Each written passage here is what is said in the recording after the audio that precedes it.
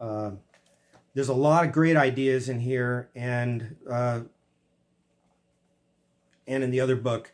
But let me talk about one issue that's kind of like a snag, because I believe this about meditation. You know, my dad talks about meditation in his book, but right here it says, one of the obligatory scenes in many martial arts movies came from an important action sequence. When the hero sits passively and quietly in a position of meditation, he is calming his mind and his body before he must exert himself physically to the utmost. Okay, I should do that more. For example, in Enter the Dragon, when Bruce Lee is discovered in a shaft by the heavies, he sits cross-legged with his nunchucks draped over his shoulders, totally relaxed and at peace with himself and his surroundings, even though he is in immediate danger. I recall that Bruce insisted on that moment in the film because he wanted to get some hint of Zen into what was otherwise an action movie. Bruce knew that Zen translates as meditation in Japanese, and he was intent on adding dimension to his character.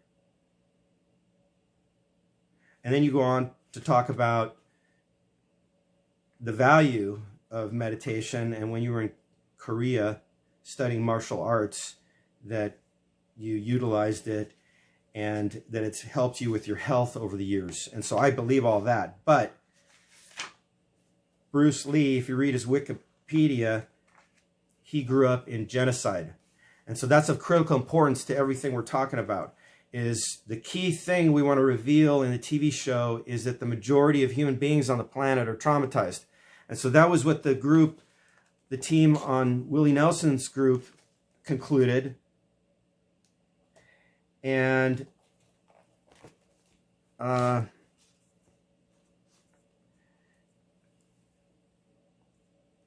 Chip and Joanna are asking how to heal the world. If you have an idea about how to heal the world, it says, send it to us. So I sent them 20 books of all these books that I'm grabbing, including Maria's, over the last month, a few weeks ago, and my dad's, with the hint, well, let's create that bridge building summit in a TV show. How about that? Who would be against that? In fact, that would be like a litmus test for who is totally what? Who would be against what we want to talk about in a TV show? And who needs it? Who knows somebody who needs it? Ask around. What do you need cured? In the next video, or maybe this one, I'm going to go through the top 10 issues and how we're going to talk about the cause and cure. Because, by the way, it's in this letter to Dr. Perry, 2008. I said, he referred me to ACEs. After reading what I wrote to him, he said, you got to read the ACEs studies. And I hadn't heard of that. The ACEs studies proved before 2008, way before, that the majority of Americans have had traumatic experiences, and it's causing obesity, heart attacks, strokes, depression, suicide, addictions, violence, behaviors which cause cancer, since the majority of... So Chuck says right in his book, the majority of cancers are caused by behaviors. Smoking, being overweight, poor diet, not exercising, stress. We're all under stress. 50% of Americans have hypertension right now, 50% of American adults. 95% of Americans will get hypertension as they age. That's a symptom of post-traumatic stress according to the top experts. So I mentioned it in here in this letter in 2008. I talked to Dr. Matthew Friedman, one of the top experts in the world on post-traumatic stress, and said, is it possible that hypertension is a symptom of post-traumatic stress? My dad wrote this book, which has a cure for hypertension, or part of it.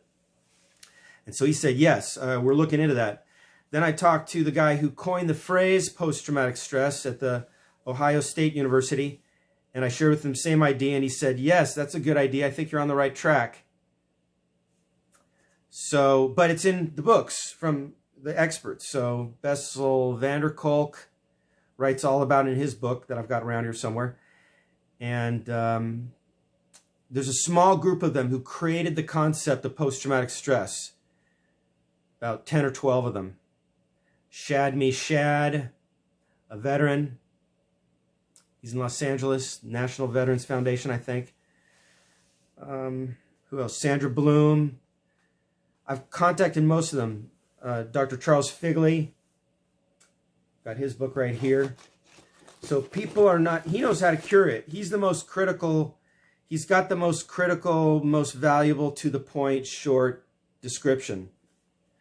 So Willie shared a long time ago, I'm glad I quit drinking because I was dealing with stress and I had a lot of stress, and I discovered pot. And so I smoked it, and I was able to quit drinking because it was making me really sick and crazy. I don't know exactly what he said. But living la vida loca, I'm not sure. So it's stress. So that's what this is all about. We want to have a TV show which informs people. You know what's the cure for stress? Information. Information is the cure for stress. Education, it's called psychoeducation. So Dr. Figley has been saying that for 20 or 30 years. And that's pretty obvious. In a time of turbulence and change, knowledge is power. So Chuck is calling for education. When he talks about healthy living, he talks about we need to educate the people about this issue. So I tried to create a TV show about healthy living with Tracy Reiner. You'd have 100 people living in a hotel like the Pritikin program and exercising and eating right. And she was going to get the celebrities, Carrie Fisher, her mom. So she agreed. My mom has pre-verbal traumas. Okay, I never thought about that. Okay, then I got her book, Penny Marshall's autobiography, and it says, right on the title, My Mother Was Nuts. And so I only read a little bit. I could tell right away she told Penny that she was unattractive, and so she better get really talented, and she said that apparently over and over. And so that's a form of abuse. That's very, very difficult. But this project's not about vilifying anybody. So anybody who loses their temper, whatever, we all can cure it like that with information. And so that's what we're going to talk about. So really, no. You may say, well, I know people and I know a lot and I'm not cured, or I know people that know something and they're not cured, and Chris, you're not cured. Okay, well, we have to get more. It's a little more complicated than that, but that's like the main starting point, is informing everybody, hey, we got an epidemic of post-traumatic stress, guys, and we need to do something about it, like learn all about it and take action to change our lives for the better and change the society around us for the reasons that are making us sick. I mean, Chuck talks about it in his books. We don't have any control. We don't have a vote. Let's get into it a little bit more here. So I'm inviting this team to come together. John Paul DeJoria is a critical person. If you watch his TED Talk, he says in there that when we're putting out positive energy, it spreads around to other people. And it's a good thing. And there's a shift happening globally towards the positive. And that's the kind of thing we do in our company. And it's a very important talk. In fact, it's probably the most important, one of the most important talks in the whole world, aside from Dolph Lundgren. Dolph Lundgren.